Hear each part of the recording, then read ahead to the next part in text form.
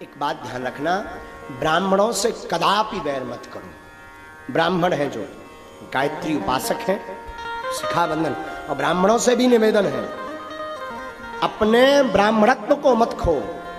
आप त्रिकाल संध्या नहीं कर सकते, एक काल की संध्या करो, गायत्री मंत्र का जाप करो, शिखा रखो, तिलक लगाओ,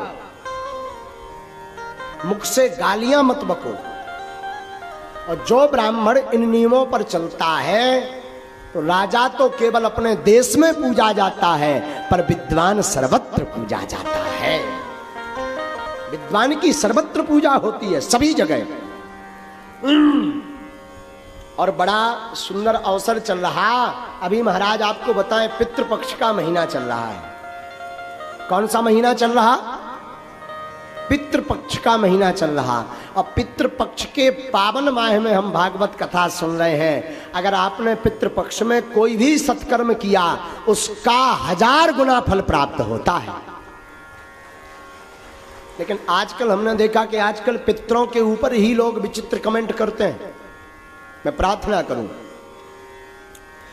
पितृपक्ष में पितरों के निमित्त जरूर जियो। अगर अपने जीवन में शांति चाहते, कई बार पितृदोष होता है, हमें पता नहीं लगता। पितृदोष के लक्षण सुनो। पितृदोष क्या कहलाता?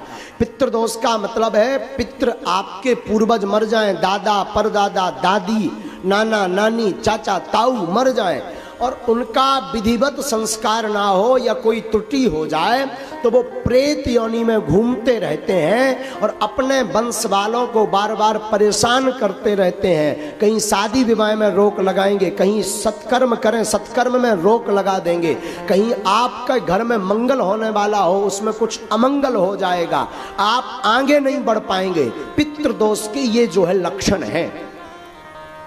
पहला लक्षण है, अगर पितृदोष लगा आपको तो पितृदोष अगर आपको लगा श्रीमान, तो पहला लक्षण है कि पितृदोष में आपको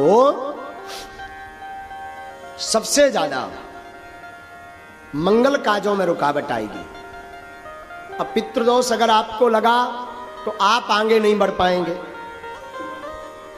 पितृदोष अगर आपको लगा तो श्रीमान पितृदोष के कारण आपके घर में निरंतर कलेश रहेगा। कलेश जानते, लड़ाई। अब पितृदोष अगर आपको लगा तो आपके घर में कभी भी धन संपत्ति नहीं रुकेगी। महाराज ये कैसे पता लगे कि ये पितृदोष है? तो सुनिए, बार बार स्वप्न में मरे हुए लोग दिखाई दें या बार बार स्वप्न में पूर्वज दिखाई दें, अथवा बार बार भोजन करते समय भोजन में बाल निकले, सिर का बाल निकले, अथवा बार बार कोई भी प्रयत्न करने से सफलता प्राप्त ना हो, तब समझ जाना चाहिए कि आपके ऊपर पितृदोष है।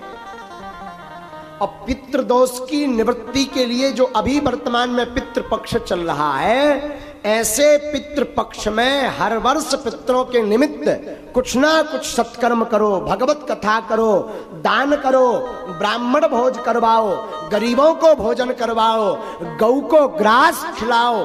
ऐसा करने से और पितरों को याद करने से पितृदोष से मुक्ति हो जाती है।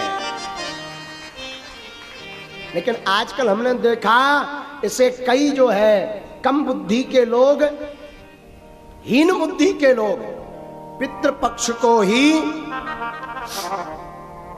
मजाक में ले लेते हैं, कहते ये सब कपोल कल्पना है। मेरी व्यासपीठ से प्रार्थना है श्रीमान, पितृदोष से निवृत्ति चाहिए तो पितृपक्ष में सत्कर्म जरूर करिए, वरना आप एक नहीं 100 मूड के हो जाएं। अगर पितृदोष लगा तो जीवन में आप कभी भी सफल नहीं हो सकते। एक बात। दूसरी बात, शायद धोखे से एक बार सफल हो गए। देखो, प्रतिष्ठा प्राप्त कर लेना कठिन नहीं है आज के सोशल मीडिया के जमाने में, नाम कमा लेना कठिन नहीं है आज के जमाने में, पर प्रतिष्ठा को स्थिर रखना, उच्च स्तर पर बने रहना बड़ा कठिन है। इसलिए पितरों के निमित्त जरूर पूजा करो। अगर पितरों की आपको स्मरण नहीं है कि हमारे पूर्वज कब खत्म हुए थे, किस तिथि को खत्म हुए थे, तो अमावस्या के दिन ब्राह्मण भोज करवाओ, भागवत करवाओ, सुंदरकांड का पाठ करवाओ। आपके पास धन नहीं तो सत्यनारायण की कथा सुनो। आपके पास बिल्कुल गरीबी है तो घर पर बैठकर पूरे परिवार सहित भगवान नाम का संकीर्तन गाओ। और ज्यादा गरीब हो, ब्राह्मण भोज नहीं करवा सकते, तो गौ माता के लिए घास लेकर के पितरों के निमित्त गौ माता को घास खिलाओ। इससे भी पितृदोष से मुक्ति मिलेगी।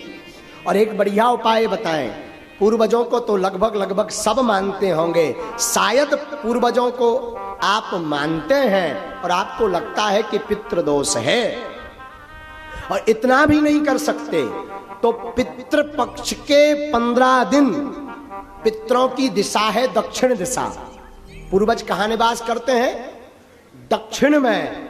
वैसे तो 15 दिन तक उनको जल दें, 15 दिन तक उनके नाम का दीपक रखें, 15 दिन तक दक्षिण दिशा में उनके नाम का भोजन रखें। लेकिन एक बात बोलूं, अतिशयोक्ति नहीं होगी। जियत पिता को दीनना नीर, मृतक पिता को हलवा खीर। जब तक बाप जिंदा रहो सो पानी नहीं पिलाया, और पिताजी मर गए सो हलवा खीर खवा रहे। हमारे पिताजी कौवा बन के आएंगे और कौवा बन के खाएंगे ठठरी के बरे है?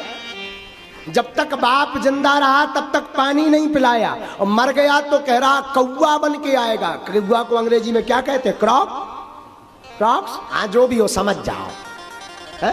तो जियत पिता को पानी नहीं पिलाया, मर गया तो बाप कौवा बन के आएगा। और सुनिए, जियत पिता को दंगम दंगा, मृतक पिता पहुंचाए गंगा।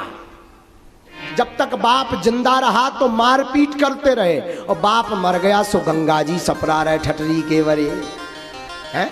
हमारी प्रार्थना है मरने के बाद पितृदोष का विधि तो करो, पर जीते भी पितृ कृपा प्राप्त करने के लिए माता पिता की जिंदा में ही सेवा करो। हाँ। और फिर भी किसी कारण से माता पिता की, गुरु की सेवा नहीं कर पाए, कई इतने यहाँ अभागे बैठे होंगे, कई पुरुष यहाँ और माताएं अभागी बैठी होंगी जिन्होंने अपने माता पिता की सेवा नहीं की होगी। छोटी छोटी बात पर माँ को गाली दे देते हैं, पिता को अपशब्द बोल देते हैं। मैं प्रार्थना करूं, तुम जिस माता पिता को अपशब्द बोलते हो, गाली देते हो, ये वही माँ है जिस माँ ने 9 माह अपनी कोख में तुम्हें रखा है। मैं प्रार्थना करूं, माता पिता को दुख मत दो। फिर भी पितृपक्ष है और आप इनमें से कोई उपाय नहीं कर सकते, तो दक्षिण दिशा की तरफ 3 दीपक जलाएं। सरल उपाय सुनिए, दक्षिण दिशा की तरफ 3 दीपक जलाएं और अपने पूर्वजों को प्रणाम करके बोले, हमसे जो भी भूल हुई क्षमा करना, और उनकी याद में 2 आंसू बहा दें। इससे बड़ा श्राद्ध का कोई उपाय नहीं है। सबसे सरल उपाय है, भगवान नाम लेकर के दक्षिण दिशा में उनका स्मरण करके 2 आंसू बहा दें। इससे पितृदोष की मुक्ति 15 दिन में आपको प्राप्त होगी। और पितृपक्ष को जरूर माने। और हम आप सब बड़े सौभाग्यशाली हैं कि ऐसे पितृपक्ष के पावन अवसर पर आज श्रीमद् भागवत कथा प्रारंभ हो रही है।